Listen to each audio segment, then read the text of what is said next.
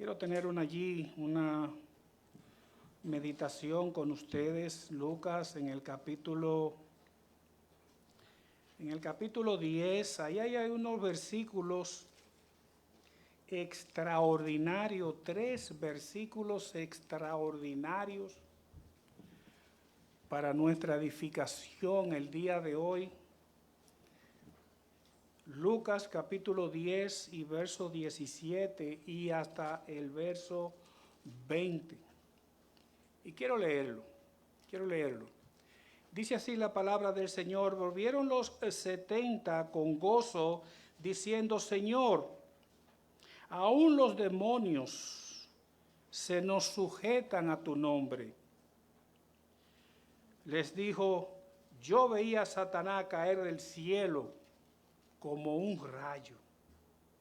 He aquí os doy potestad de hollar serpientes y escorpiones y sobre toda fuerza del enemigo, y nada os dañará. Si usted tiene un resaltador con usted, un lápiz, ¿verdad? De eso que usamos para sombrear cosas que no queremos olvidar. Yo no quiero que usted olvide ese verso 20. Pero no os regocijéis de que los espíritus se os sujetan. ¿Sacó su resaltador? Sino regocijaos de que vuestros nombres estén escritos en los cielos. Amén. Acompáñenme a orar. Amante Dios y Padre, te damos gracias por este gran privilegio que tú nos concedes en este primer día de la semana, en el cual iniciamos buscando tu rostro, tu dirección, tu consejo, tu guía, tu sabiduría, Señor, para poder enfrentar esos próximos 6 días que nos avecinan, para poder estar equipados, Señor, y poder resistir las tentaciones del enemigo, para poder resistir al mundo y lo que el mundo ofrece. Padre, te pedimos ahora que tú nos visites por medio de tu Espíritu Santo. Necesitamos tu compañía, tu fortaleza. Sé con cada alma aquí presente, sobre todo los que no te conocen y aún no tienen su nombre escrito en los cielos. Ten misericordia de ellos y sálvales por amor a tu nombre. Sé con tu siervo, tú conoces mis debilidades, fortaléceme para tu gloria. Que la palabra tuya sea la que resuene en estas 4 paredes y no la mía. Pues te lo ruego en Cristo Jesús. Amén. El título que yo he colocado a esta meditación, y quiero que me sean pacientes, quiero darle todo lo que el Espíritu Santo proveyó para mí. El título que he colocado a esta meditación es: gozaos. Gozaos de que sus nombres estén escritos en los cielos.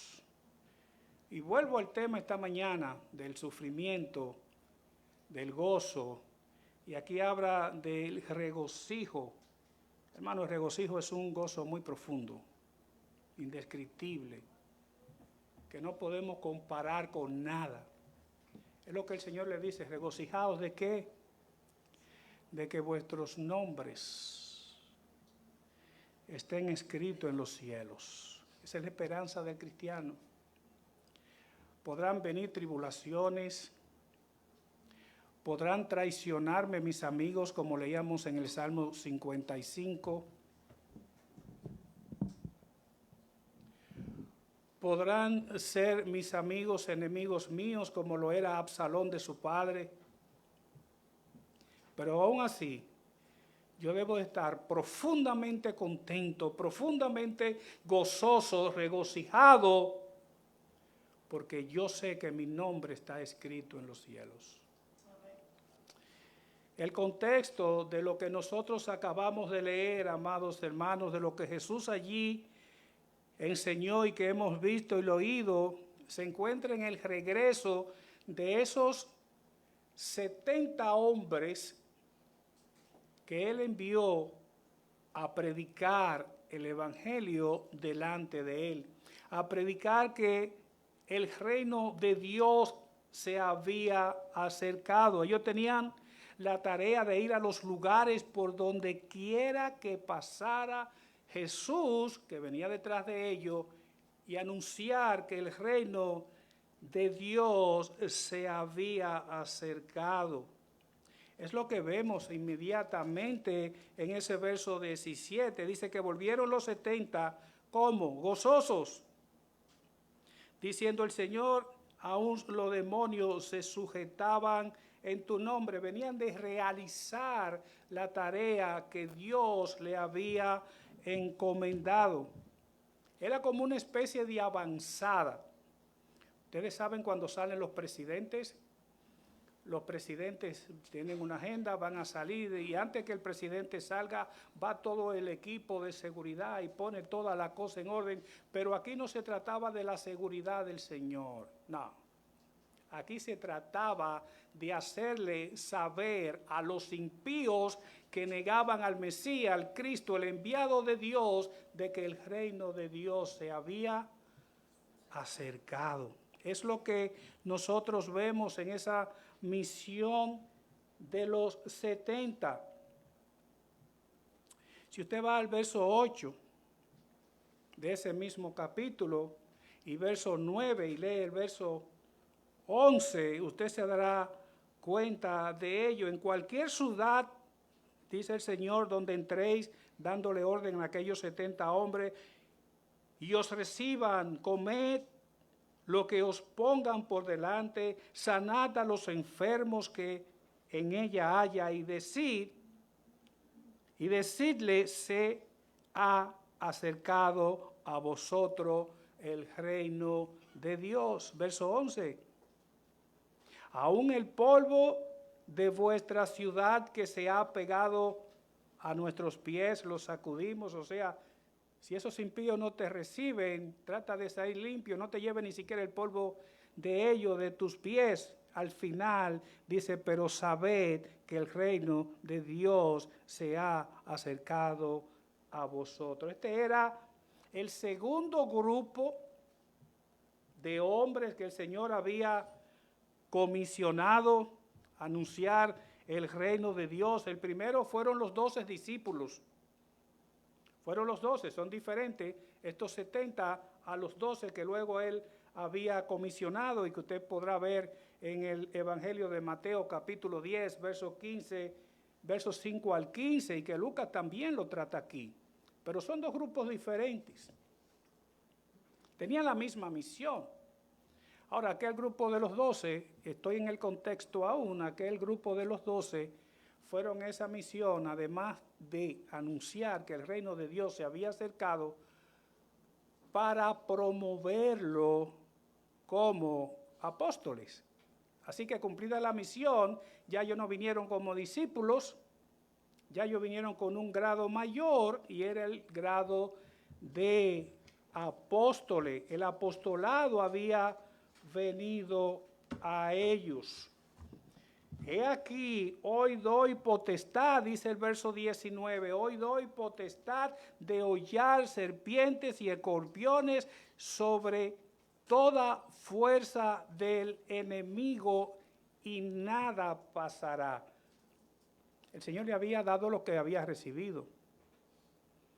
El Señor había recibido de su Padre lo que era la fuerza y la potestad y el poder para realizar todas las tareas, todos los milagros divinos que Él hizo en esta tierra. Lo que ellos fueron capaces de hacer en esas ciudades solo fue posible por el poder que Dios le había dado a ellos.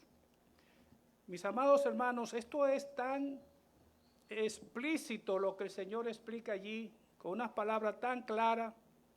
tan fácil de entender que lo más que podemos hacer ahora, para no dañar ese texto, es ir directamente a la aplicación. A la aplicación. ¿Qué podemos extraer de allí? ¿Qué enseñanza nosotros podemos extraer de allí? Ahí es donde yo quiero que todos pongamos el foco. Que no nos distraigamos. Que nos quitemos los afanes que a veces traemos a la casa y que mientras se está predicando la palabra le está atornillando los frijoles o el parque o el compromiso que tuvieron con alguien. No, que todos nuestros sentidos estén puestos en el cielo, el cual de ahí va a derramar su palabra. Mis amados hermanos, ¿qué es lo primero que nosotros vemos ahí como enseñanza en eso que nosotros acabamos de leer? Solamente voy a sacar por razón del tiempo 2 enseñanzas, 2 aplicaciones, y la primera es que sin Cristo ni usted ni yo nada podemos hacer. Nada, absolutamente. Por eso deseo iniciar subrayando esta verdad contenida en la boca, en palabra del Señor. Nadie puede emprender una tarea, por sencilla que sea, si el Señor no le da el poder y lo acompaña.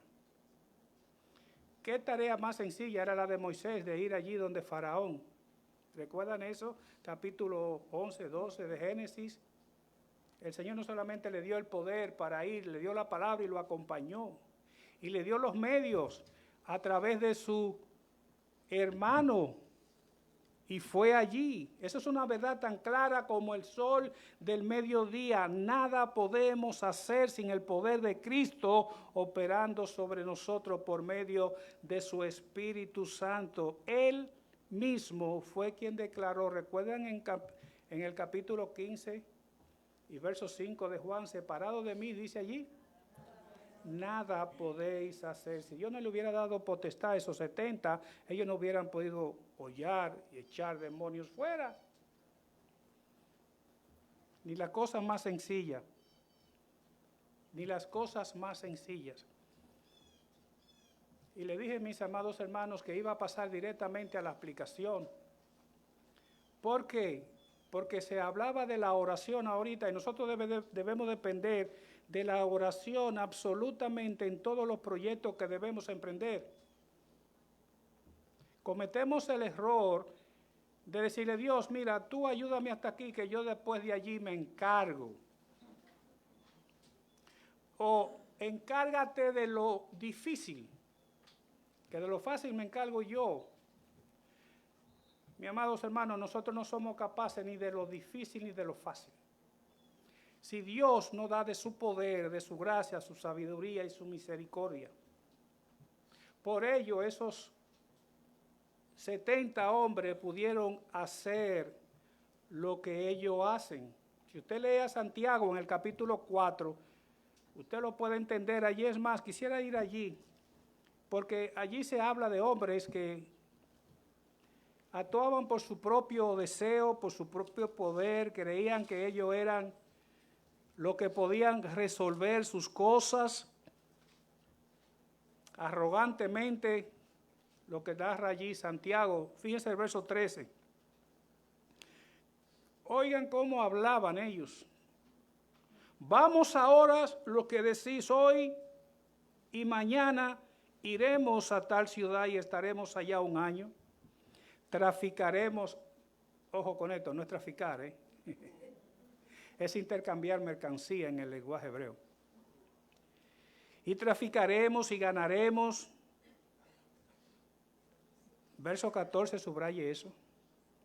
Cuando no sabéis lo que será mañana. Porque ¿qué es vuestra vida? Ciertamente es neblina que se aparece por un poco de tiempo y luego desaparece. Por lo cual, en lugar de lo cual debería decir, subraya esto, saca de nuevo tu resaltador. Si el Señor quiere, viviremos y haremos esto o aquello. Pero ahora os jactáis, se convierten en jactanciosos. Yo voy a hacer esto. Mis amados, nuestras oraciones deben de ir dependiendo de Dios absolutamente. ¿Recuerdan a Ana? Primera de Samuel, una mujer sufrida. ¿Qué dijo Ana? Que he derramado mi corazón, derramado. Es como que usted tira aquí un vaso de agua, ¿usted lo podrá recoger?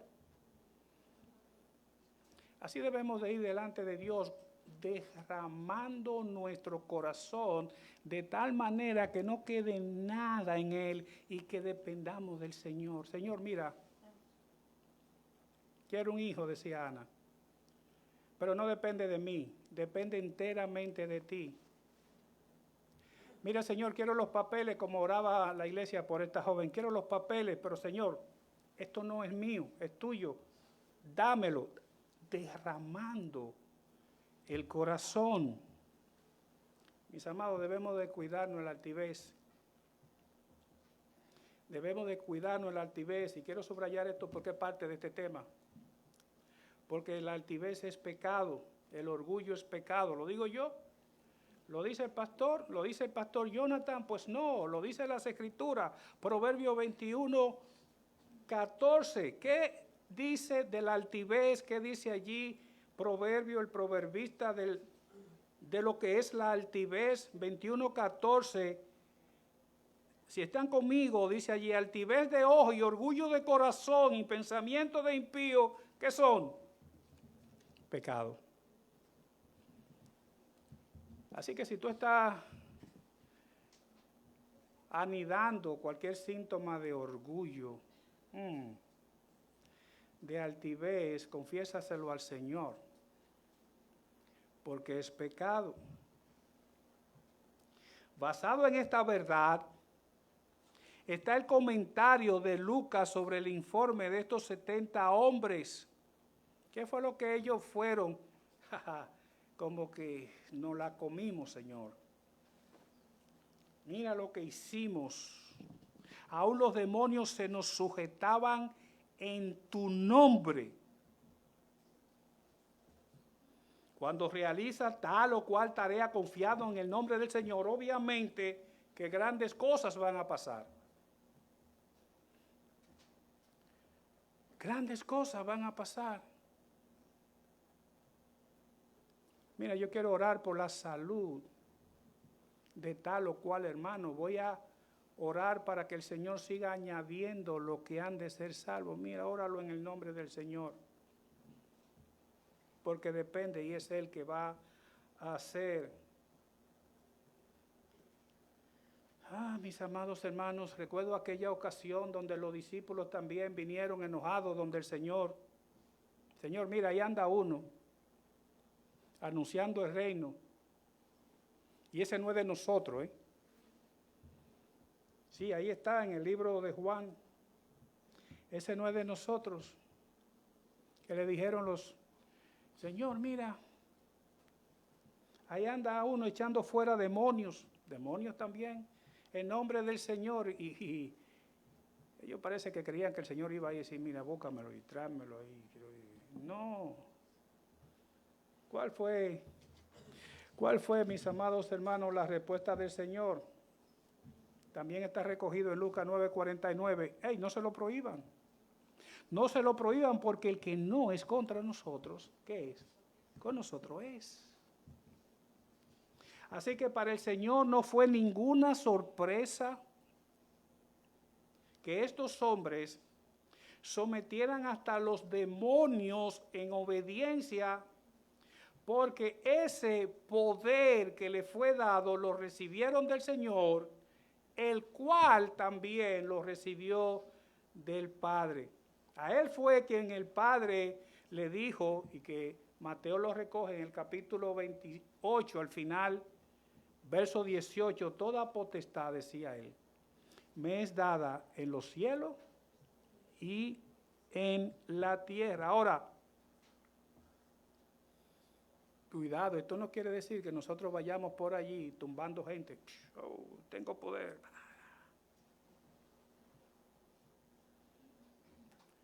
yo tengo el Espíritu Santo y te pongo la mano allí en la cabeza. No quiere decir eso. Porque esto le fue dado a hombres específicos en un momento específico y para el bien de nuestras almas, y por eso se escribió. Y por eso se escribió. ¿Y por qué les digo esta nota, mis amados hermanos? Porque a veces me llegan esas cosas de YouTube. Esos hombres, esas mujeres, porque de verdad tienen el Espíritu Santo y están vivitos, y le ponen las manos en la frente y se caen, esas cosas. Cuidado con eso, mis amados hermanos. Esto fue un asunto particular, dado por Dios a hombres particularmente elegidos por Él. Cuidado con eso. El nombre del Señor invocado con fe, con una fe viva, hace que el reino de Dios avance y derrote el reino de las tinieblas y del mal.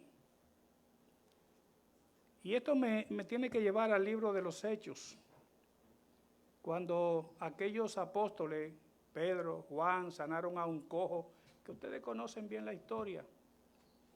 Eso le costó a ellos una entrevista muy fuerte con los judíos, frente a frente. Pero a esos hombres con denuedo predicaron del reino de Dios, lo acusó frente a frente de que ellos habían matado al Señor, que tenían que hacer y arrepentirse. Y recuerdo la frase de ellos: varones hermanos, ¿qué haremos? ¿Qué haremos? Mis amados hermanos, si hay algo que a nosotros pues nos enseña este texto, es que nosotros ni nadie, nada podemos hacer si no es por el poder de Dios, si no es por la voluntad de Dios. ¿Qué poder tenían esos hombres, esos 70, para echar demonios? Ninguno. Le fue dado por el Señor, le fue dado poder, le fue dado potestad. ¿Para qué? Bueno, para que echaran demonios fuera. Textualmente, para hollar serpientes y escorpiones. Qué bueno es Dios, que puede compartir con pecadores como nosotros parte de lo que Él por gracia da. Ahora, mis amados hermanos, luego de haber visto esa primera aplicación que nosotros aprendemos de lo que Lucas nos está narrando allí por el informe que dieron estos hombres, de ahí hemos extraído la enseñanza de que nada podemos hacer si no es por la gracia del Señor que nos acompaña. Ahora, vamos al plato fuerte. Vamos al plato fuerte. ¿Cuál es la otra enseñanza que podemos extraer de allí? Bueno, en segundo lugar, el gozo que produce saber que mi nombre está escrito en los cielos. ¡Qué gozo inexplicable! Esa es la esperanza de todo cristiano. Que me duela la muela, que no tenga para pagar la renta, el sufrimiento de ver a un hijo enfermo, una mujer enferma, que no tenga frijoles, que se me gasta la vida y que aún así yo tenga gozo. ¿Por qué? Porque el nombre de este vil pecador que Cristo devolvió de la puerta del infierno ¿Cómo usted se llama? Póngalo, ponga el suyo ahí, ponga el nombre suyo ahí, hermano. Y piense quién es usted y lo que fue. Romanos 5, enemigo del Señor, porque dice allí que no fue reconciliado por Cristo, sino fue reconciliado porque éramos enemigos. Y que el nombre de un enemigo del Señor esté escrito en los cielos. ¿Cuánto debemos de glorificar, de alabar, de bendecir el nombre de Dios todos los días? Levantarnos de rodillas. Levantarnos de rodillas. ¡Qué gozo! Hermano, qué gozo produce saber que mi nombre está escrito en los cielos y que cuando yo parta de aquí, yo no voy a cualquier lugar. Yo voy a encontrarme con mi Señor. Amados, el problema planteado aquí no está en el fondo, sino en la forma, obviamente. En que estos hombres vinieron y se presentaron delante del Señor. Yo hubiera venido igual, ¿verdad? Porque el Señor me da potestad para hollar serpientes, escorpiones y echar demonios fuera. Yo hubiera venido igual de contento. Ahora, no es en el fondo donde está el problema, es en la forma en que estos hombres vinieron. Verso 17, volvieron los 70 con gozo diciendo, Señor, aún los demonios se nos sujetan en tu nombre. Hey, hey. Aún los demonios se nos sujetan. Según lo narra Lucas, parecía que ellos estaban gozosos, se gozaban de sí mismos, aunque habían expresado que lo habían hecho en el nombre del Señor. De ahí la respuesta del Señor, la cual puede haberle parecido a ellos y a muchos de nosotros una respuesta displicente. Pero ¿sabe qué? No era una respuesta displicente. Si usted observa el verso 18, era una respuesta conforme al corazón de lo que necesitaban. ¿Qué le respondió el Señor? Yo veía a Satanás caer del cielo como un rayo. Estos hombres que vienen así, felices, contentos, mira lo que yo hice. Parecería que el Señor le estaba echando un balde de agua fría y le había quitado la emoción. Pero ¿sabe qué? La respuesta estaba conforme a su corazón. Ellos necesitaban limpiar su corazón de orgullo, limpiar su corazón de altivez, de arrogancia. Estos hombres venían como quien dice, mira lo que yo hice. Tranquilo. Que yo vi descender. Yo vi bajar a Satanás caer del cielo como un rayo.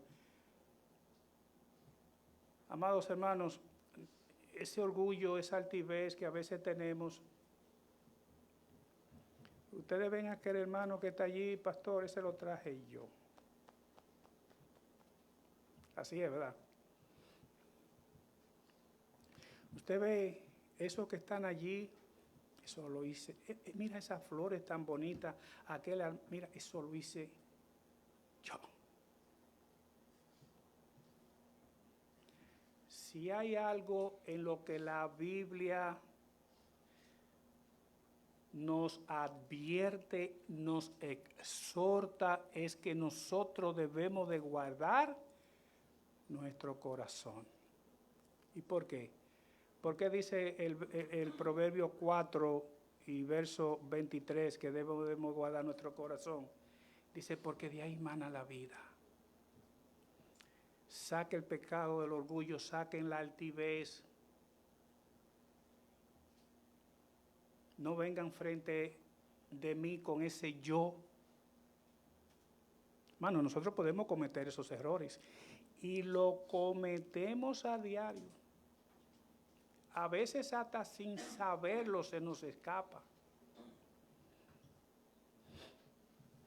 Pastor, le voy a llenar la iglesia, yo voy a invitar a todo el mundo y yo.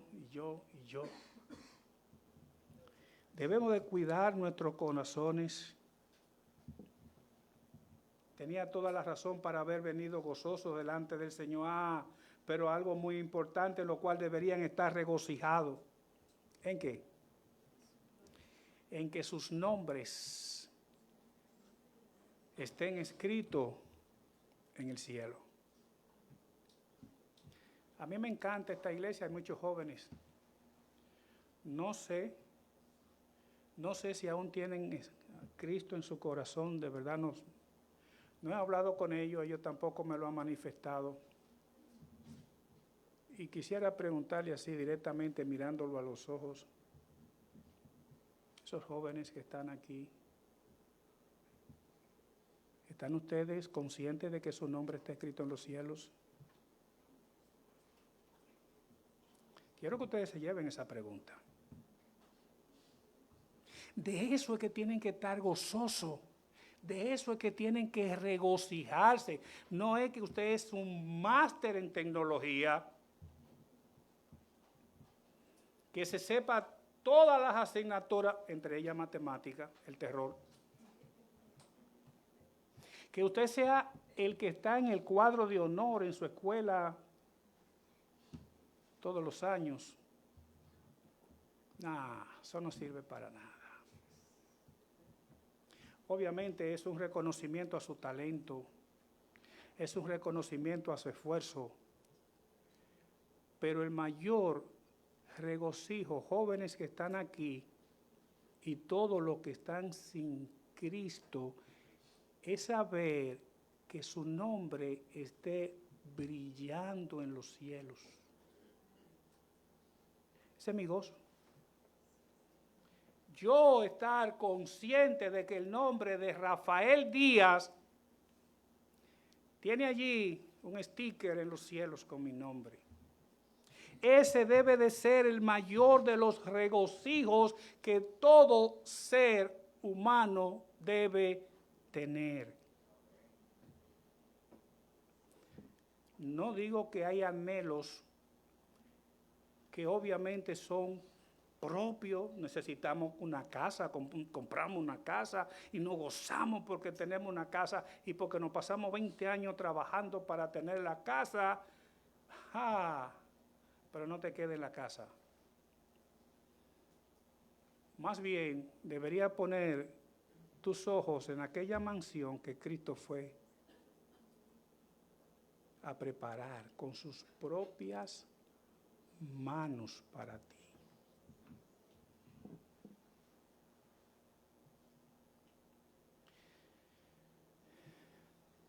Mis amados hermanos, su gozo, su regocijo debe estar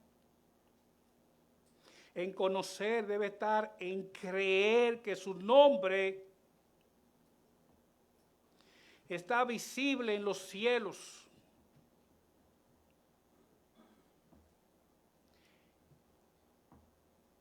Si tu nombre o mi nombre están escritos en los cielos y eso produce gozo, produce regocijo, y usted lo invierte y dice, no, mi nombre no está escrito en los cielos, y está seguro de eso, ¿qué es lo que en lugar de gozo y de regocijo va a haber en tu corazón? Tristeza, amargura. Cuando todos los años de tu vida, mientras no reconozca que necesitas a Cristo. Así que el motivo por el cual deberían sentir gozo todo el tiempo debe de ser que nuestro nombre esté escrito en los cielos, porque por gracia sois salvos. No porque hayan echado demonios fuera, no porque hayan hecho andar a cojos, no, sino que por gracia soy salvo para que nadie se gloríe. Así que esos que vinieron allí, regocijados de que habían echado a los demonios fuera, tenían que saber esa verdad. Ustedes por gracia son salvos. No vengan gloriándose ahora. Han sido salvos por la gracia del Señor. Tener tu nombre inscrito en el libro de la vida del Cordero, por la gracia electiva de Dios, debe de ser el detonante de nuestros gozos siempre, al levantarnos.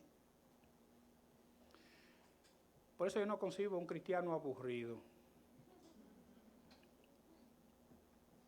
Un cristiano aburrido no está dando buen testimonio. Si yo no fuera creyente y ver un cristiano aburrido, ¿y para qué voy para allá? Mis amados hermanos, tener tu nombre inscrito en el libro de la vida del Cordero es lo que debe de producir gozo todos los días de nuestras vidas.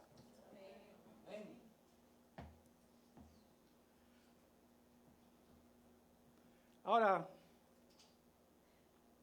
la pregunta quizás los jóvenes que están aquí y aquellos que están sin Cristo, la pregunta del millón es, ¿cómo puedes ser parte tú de ese gozo y de los cientos de millones de hombres y mujeres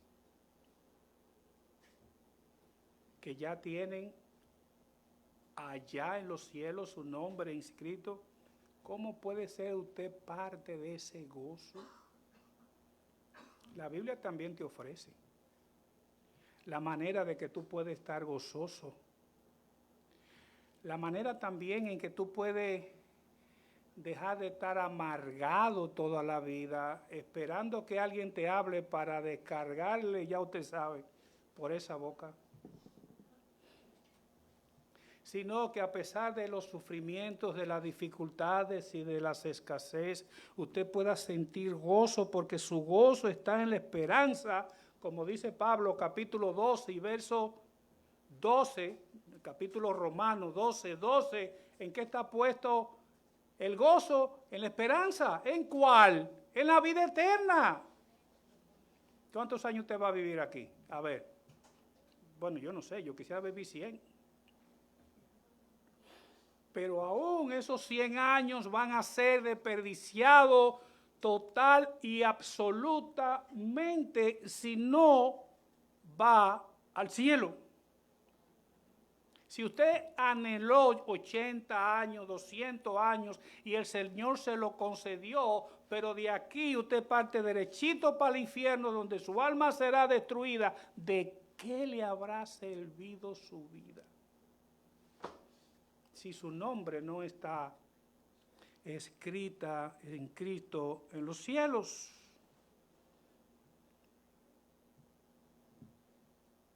Sabiendo que muchos, como lo establece las Escrituras, serán llamados, pero pocos los escogidos, esa es la pregunta clave.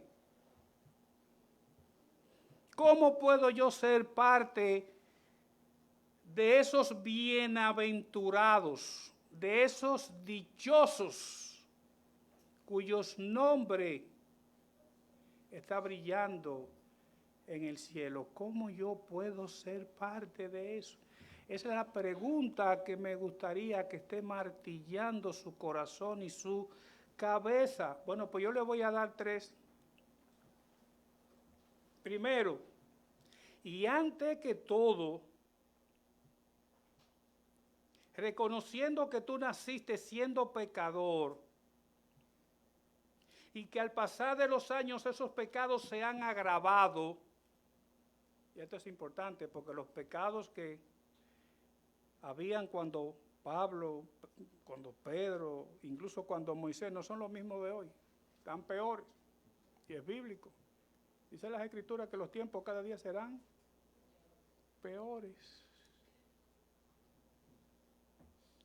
A pesar de que se han agravado los pecados y naciste siendo un pecador.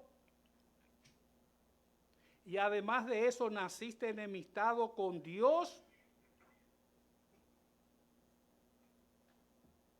Y está establecido que en su palabra, primera de Juan, capítulo 1 y verso 9, que si confesamos nuestros pecados, Él es justo, fiel y justo para perdonar nuestro pecado. Y subraya esto, he leído de Juan, primera de Juan, capítulo 1, verso 9, y limpiarnos de toda maldad. ¿Quiere que tu nombre esté inscrito? Comienza por ahí. Comienza a identificarte como un verdadero enemigo de Dios, cuyo pecado te han separado de Él. Y confiésalo. Y confiésalo porque a quien se lo va a estar confesando es a un Dios justo. Dios no va a rechazar tu confesión de ese corazón contrito y humillado. Él, que es fiel y justo, te va a limpiar de toda maldad. Eso es lo primero que tienes que hacer para que tu nombre esté inscrito en el libro de la vida. Para que, como le dijo el Señor, regocijado de que su nombre esté allá. No me vengan con eso, no me vengan que ustedes hacen esto, no me vengan que ustedes hacen milagros. Yo mismo, dice el Señor, yo hago esto porque mi Padre es en el poder de nuestro Padre. ¿De qué que tenemos que estar gozosos, amados hermanos? Cuando usted viene a la iglesia, ¿por qué es? Bueno, porque ese Dios al que usted vino a alabar y a glorificar, fue Él que entregó su Hijo en la cruz. Hermano, nuestro nombre está inscrito en los cielos con sangre inocente, con sangre del Cordero. Debemos de venir con esa actitud humilde, humillado, delante del Señor. En segundo lugar, luego de verte como lo que eres, un pecador, que te has rebelado contra Dios, tú necesitas arrepentirte. Esos 70 que estaban ahí, que estaban orgullosos y dañando su corazón, ellos tuvieron que pasar por el mismo proceso. Ellos tuvieron que confesar sus pecados, ellos tuvieron que arrepentirse de su pecado, como lo tienes también que hacer tú en el día de hoy, si necesitas que tu nombre se vea. Qué glorioso, mis amados hermanos, es pensar en esto. Porque ya la iglesia redimida, glorificada, dígase la iglesia que está ya frente a frente, alabando al Señor, ya tienen en sus ojos y están viendo nuestros nombres. Ellos que están en el cielo saben que todos los que han sido salvos por la gracia de Dios, que se han visto como pecadores, que se han arrepentido, ya los santos que se fueron delante de nosotros, están viendo nuestro nombre. Luego de aquella poderosa predicación de la que yo le hablaba en el libro de los Hechos, capítulo 2, estos hombres se vieron identificados, necesitaban salvación y arrepentimiento. ¿Cuál fue la respuesta inmediata? Yo quiero que vayamos conmigo, que quiero leerle esto así, despacito. En el libro de los Hechos, capítulo 2, vayan directamente al verso 37 y 38.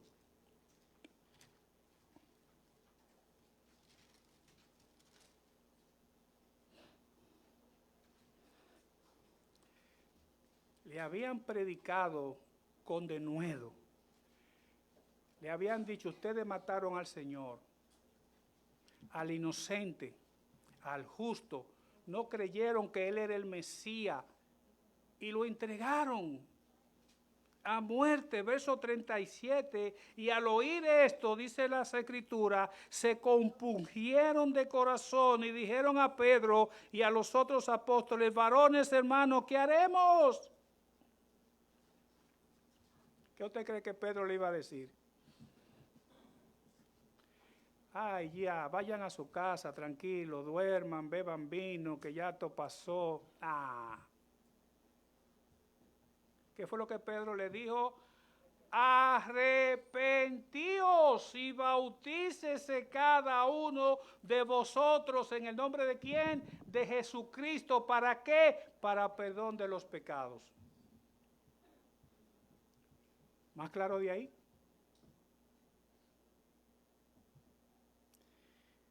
Mis amados hermanos, allí en el libro de los Hechos, creo que capítulo 18, sí, se habla de un hechicero llamado Simón. ¿Recuerdan eso? Ustedes que leen más que yo las Escrituras. Simón era aquel hombre que quería que le dieran del Espíritu Santo para negociar con ellos. No. El Espíritu Santo lo va a tener aquellos que confiesan su pecado y se arrepienten. En tercer lugar,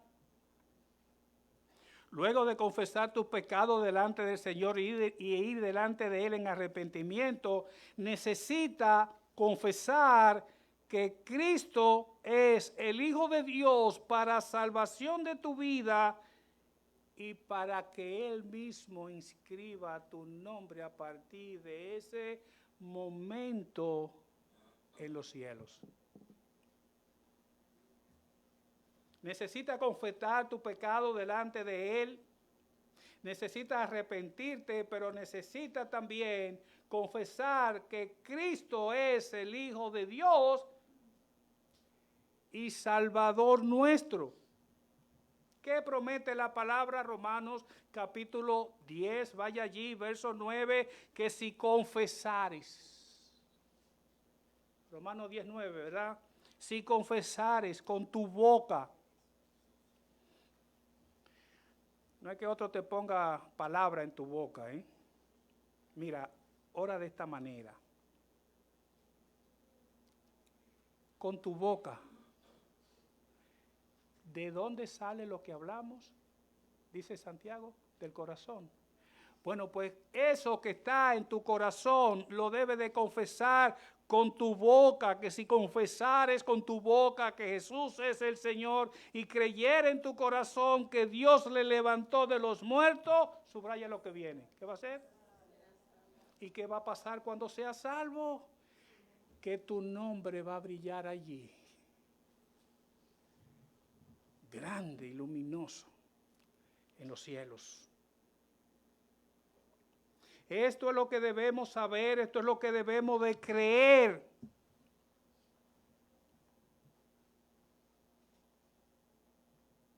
Y esto es lo que usted debe de entender antes de salir por esa puerta. Si usted salió por esa puerta y se olvidó de pedirle a Dios perdón por su pecado, de arrepentirse de ello y de confesar que Él es el Dios para salvación, y salió por esa puerta, va a volver el próximo domingo como mismo vino, sin la esperanza de que su nombre está escrito en los cielos. Y si su nombre no está escrito en los cielos, está escrito en otro lado.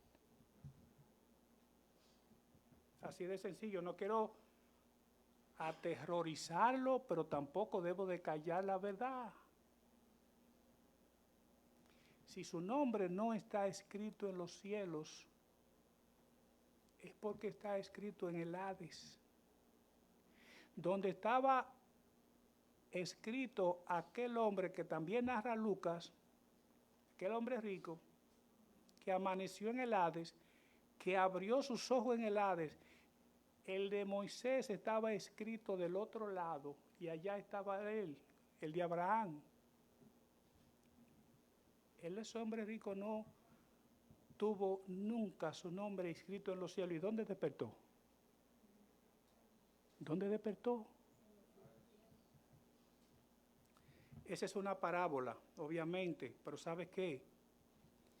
Las parábolas son enseñanzas concretas y reales de algo que ciertamente es, aunque lo que se narre sea con personajes creados y todas esas cosas, pero la enseñanza es real, porque ha de suceder. ¿Qué es lo que tiene que hacer para que tu nombre sea inscrito en los libros, en el cielo allá visible? Que si confiesas con tu boca que Jesús es el Señor y creyeres en tu corazón que Dios le levantó de la muerte, será salvo.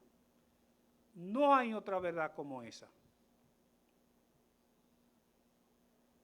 Es lo que debes tú saber a esta hora, es lo que tú debes de creer para que tu nombre pueda brillar en el libro del Cordero. Debe verte como el pecador que ciertamente eres delante de Dios. Necesita venir delante de Él humillado en arrepentimiento, en fe y confesar que Cristo es el Salvador.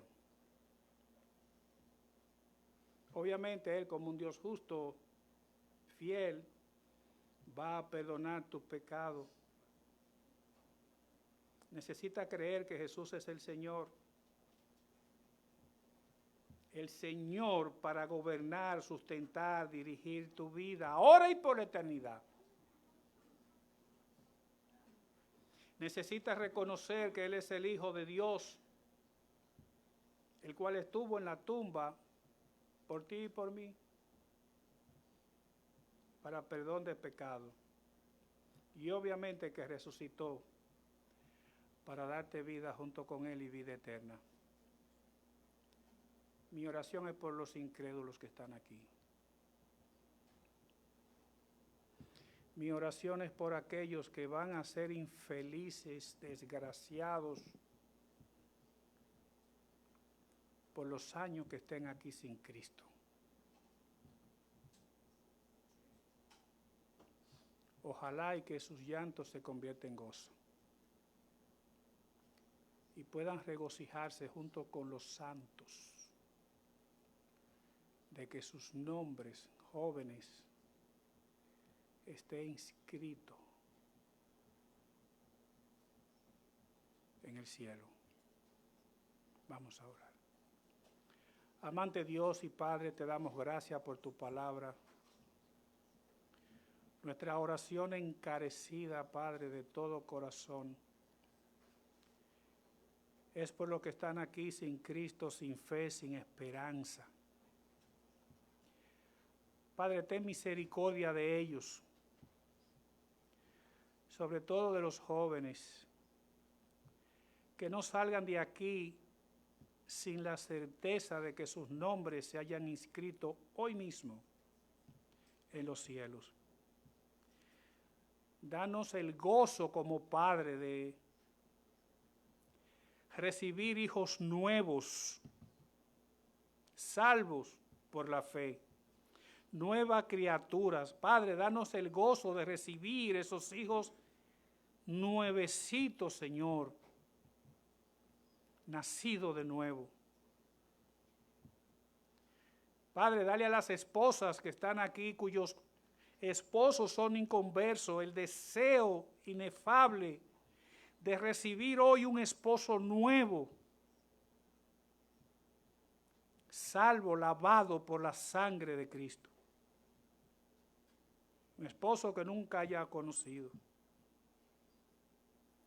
Dale también a esos esposos el deseo que tenemos todo hombre de compartir nuestras vidas con esposas piadosas. Padre, ten misericordia también de esos hombres cuyas esposas están perdidas. Tráelos a Cristo y entrégale a ellos una esposa nueva. Haz esto para tu gloria en medio nuestro. En Cristo Jesús. Amén.